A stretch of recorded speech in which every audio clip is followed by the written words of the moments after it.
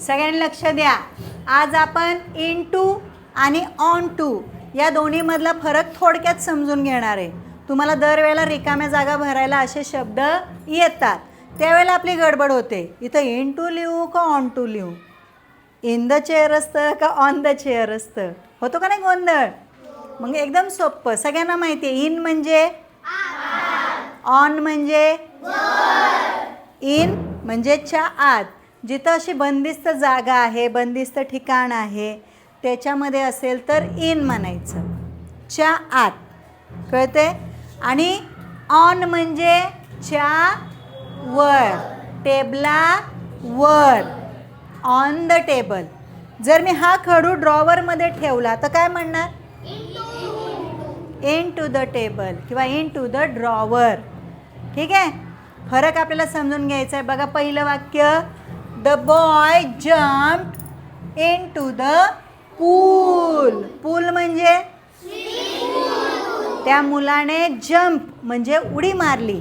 कुठे, पूलमध्ये. म्हणजे तो आपोआप कुठे जाणार आहे, पाण्यात, है ना. पूलच्या आत तो आहे म्हणून इन टू द पूल.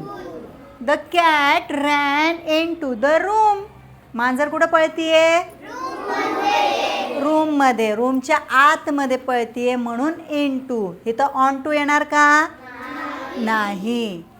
तसंच त्याच्या उलट, उलट म्हणण्यापेक्षा थोडंसं वेगळं, ऑन टू म्हणजे च्यावर.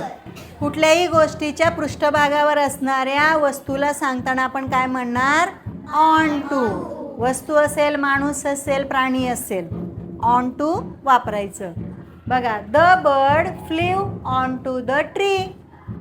पक्षी कुठं,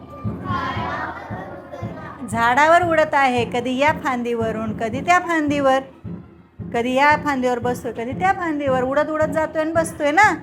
मग इथं इन टू म्हणायचं का पियुष, काय म्हणायचं, ऑन टू. कारण ते झाडावर बसले, झाडाच्या आत बसले नाही. समजलं दोन्हीमधला फरक सगळ्यांना. चला मग आता ह्या वाक्याचं उत्तर तुम्ही वहीमध्ये मला लिहून दाखवायचे आणि तुम्ही कमेंट करून सांगायचे. The monkey climbed dash the roof.